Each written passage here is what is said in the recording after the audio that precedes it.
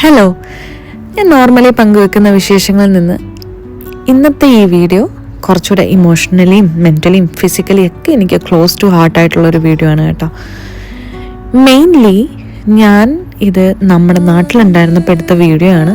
ഞാൻ എഡിറ്റ് ചെയ്യുന്നത് തിരിച്ചിവിടെ ദുബായ് വന്നതിന് ശേഷമാണ്. അതുകൊണ്ട് തന്നെ ഈ വീഡിയോയിലൂടെ കടന്നു പോകുമ്പോൾ സങ്കടവും സന്തോഷവും എല്ലാം ഒരുമിച്ച് വന്നിട്ട് ഒരു മൈൻഡൊക്കെ ഒരു ബ്ലാങ്ക് ആയ ഫീലിംഗ് ആണ്. വളരെ അൺപ്ലാൻഡ് ആയിട്ട് മീറ്റ് ചെയ്ത ഒരു ദിവസമായിരുന്നു കേട്ടോ. അല്ലെങ്കിലും നമ്മൾ ഭയങ്കരമായിട്ട് ഇൻവെസ്റ്റ് ചെയ്ത് പ്ലാനൊക്കെ ചെയ്താലും ഒന്നും നടക്കാറില്ല. But we made it happen somehow. അത് ഭയങ്കര ഭയങ്കര ഭയങ്കര അടിപൊളിയൊരു തീരുമാനമായിരുന്നു എന്ന് എനിക്ക് ഇപ്പോഴും എപ്പോഴൊക്കെ ഞാൻ ആലോചിക്കുന്നു അപ്പോഴൊക്കെ എനിക്ക് തോന്നാറുണ്ട്. കിട്ടിയ കുറച്ച് സമയത്തിനുള്ളിൽ എന്തെല്ലാം ആക്ടിവിറ്റീസ് ചെയ്യാവോ അതെല്ലാം നമ്മൾ ചെയ്തു എന്ന് വേണം പറയാൻ. 2013 മുതൽ ഒപ്പമുള്ളവരാണ് കേട്ടോ. നമ്മുടെ ടീനേജ് പ്രായം തൊട്ട് ഇപ്പോൾ ഈ 30s നിൽക്കുമ്പോൾ ഈ കാലം അത്രയും നമ്മുടെ ഉയർച്ചയും താഴ്ചയ്ക്കും എല്ലാത്തിനും ഒപ്പം ഉണ്ടായിരുന്നവരാണ്. വരാനുള്ളത് വഴി തങ്ങില്ല എന്ന് വേണമെങ്കിൽ പറയാം.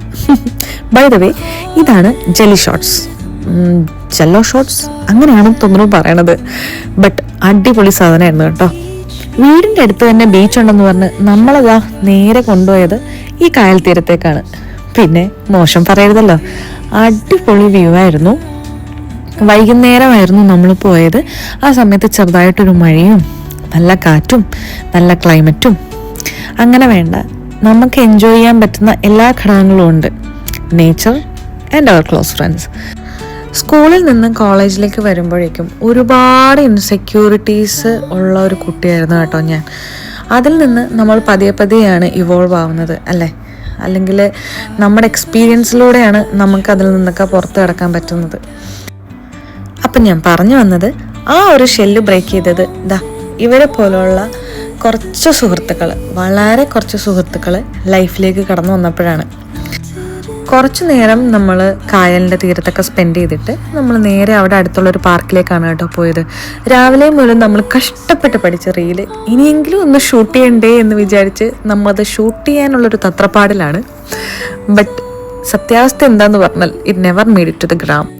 നമ്മൾ ഉദ്ദേശിക്കുന്നൊരു വൈബിൽ ഷൂട്ട് ചെയ്യാൻ പറ്റാത്തതുകൊണ്ട് നമ്മുടെ ഒരു ഓർമ്മയ്ക്കായിട്ട് അത് ഷൂട്ട് ചെയ്ത് വെച്ചെന്നല്ലാണ്ട് നമുക്കൊരു റീലായിട്ട് അല്ലെങ്കിൽ എന്താ പറയുക, നമ്മൾ ഉദ്ദേശിച്ച പോലെ ആ വീഡിയോ എഡിറ്റ് ചെയ്തൊന്നും ഇടാൻ പറ്റിയില്ല. ബട്ട് സ്റ്റിൽ ഇവിടെ നമ്മുടെ ആ കുറച്ച് മെമ്മറീസ് ഞാൻ ആഡ് ചെയ്യുന്നുണ്ട്. ഇറ്റ് വാസ് റിയലി ഫൺ കേട്ടോ. ടു ബി ഓണസ്റ്റ്, എത്ര തവണ ഈ വീഡിയോ എടുത്തെന്ന് ഞങ്ങൾക്ക് തന്നെ അറിയില്ല. ബട്ട് കമ്പാരിറ്റീവ്ലി ഇവിടെ പോസ്റ്റ് ചെയ്യാൻ പറ്റുന്നതാണ് ഞാനിവിടെ ആഡ് ചെയ്തിരിക്കുന്നത്. സോ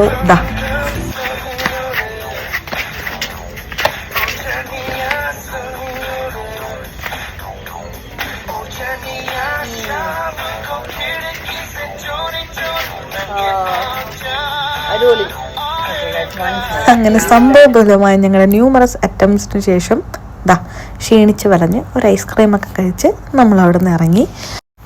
അങ്ങനെ ഐസ്ക്രീമും ഇന്ത്യൻ കോഫി ഹൗസിലെ കട്ട്ലറ്റും കൂടി കഴിച്ചിട്ടാണ് നമ്മൾ ബൈ പറഞ്ഞത്. അപ്പോൾ നമുക്ക് വീണ്ടും വിശേഷങ്ങളെ കാണാം കേട്ടോ. ബൈ.